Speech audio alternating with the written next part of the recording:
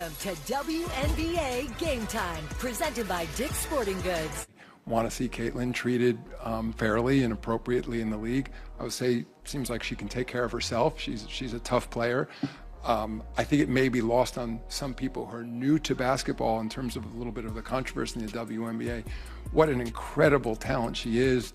2 Final Fours, leading scorer, history of college basketball. So I look forward to watching her ongoing development in the league. I think ultimately this is very healthy for women's basketball in the WNBA. It's generating tremendous additional interest. In fairness to the other players and in fairness to Commissioner Engelbert, this didn't just start this year.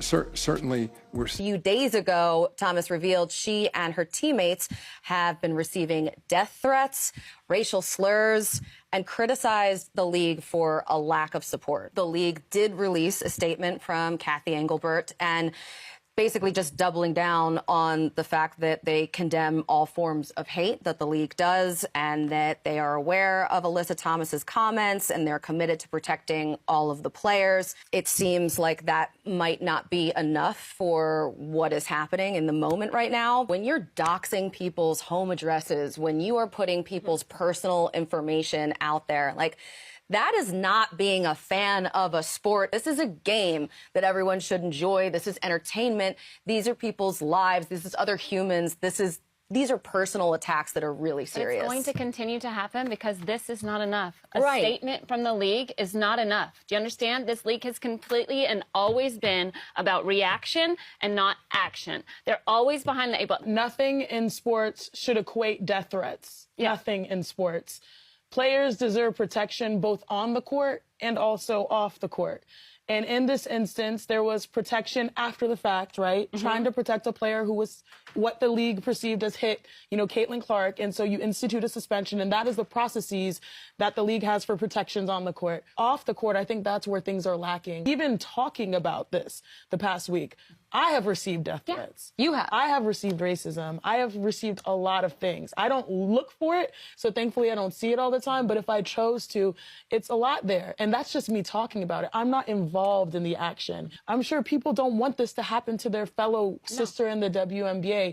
And so as a league, especially what you're saying on the commissioner's side, this is when you need a strong commissioner. This is when you need someone that can step in and say, on one hand, we have to do this to protect the sanctity of our game. But on the other hand, we have to do this to protect our players from feeling like they're vulnerable just leaving the gym or going home or around young kids that they have in their homes. And so that to me is if I could feel it, I can only imagine what all sides of this as players are feeling. And so that's the frustrating part. I do think it is an online community. And this is not a simple problem in sports. It's a problem in society that affects so many people's mental health.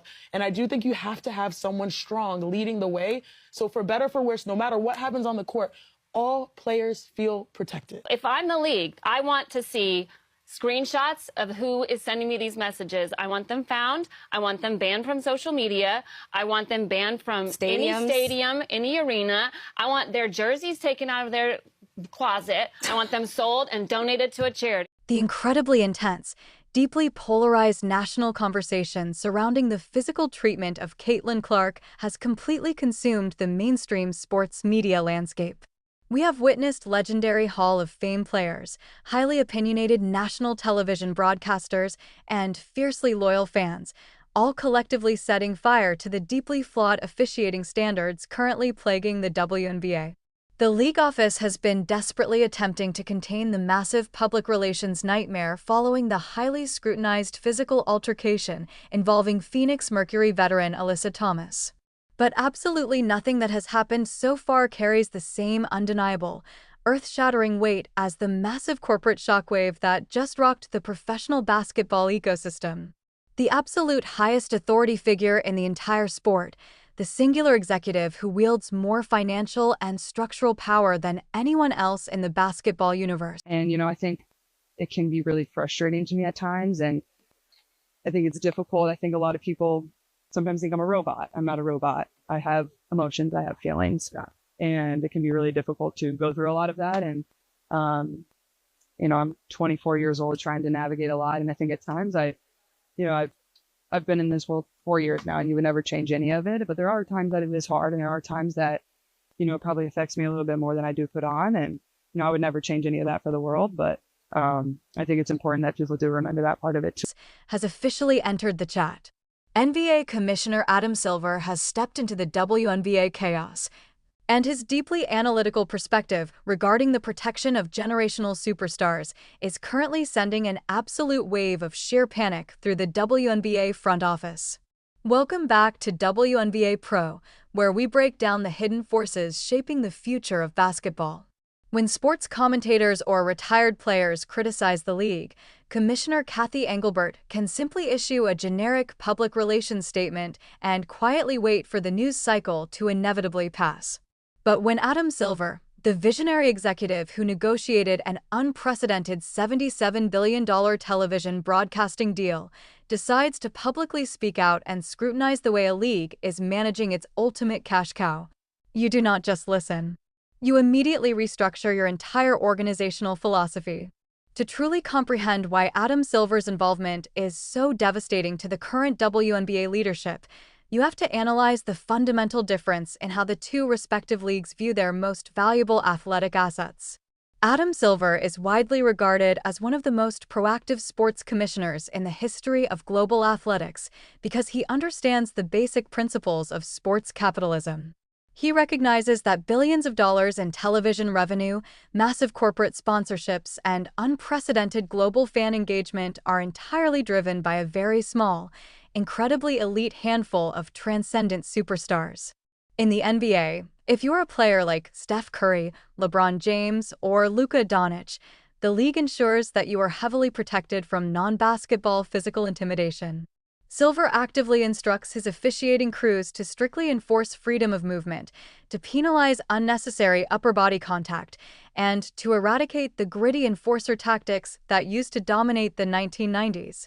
Why? Because the paying consumer tunes in to watch spectacular, world-class athletic talent, not to watch a highly skilled superstar get systematically battered into the medical room by a mediocre role player. But when Adam Silver and the NBA executives look across the corporate aisle at the WNBA, they are witnessing the exact opposite philosophy being deployed.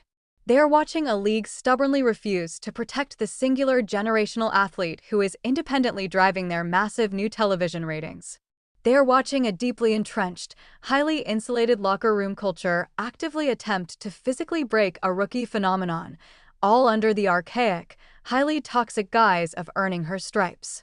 Adam Silver understands that this defensive, resentful old guard mentality is completely incompatible with modern sports economics, and his calculated intervention is designed to force the WNBA out of the dark ages and into a highly profitable modern era. When you analyze the highly scrutinized physical sequence involving Alyssa Thomas through the specific, corporate lens of the NBA front office, the sheer absurdity of the WNBA's officiating standards becomes undeniable. Let's review the game film. We watched a sequence where an incredibly heavy, concentrated amount of body weight and an arm were pressed directly into the highly vulnerable throat and upper chest area of a grounded, completely defenseless rookie superstar.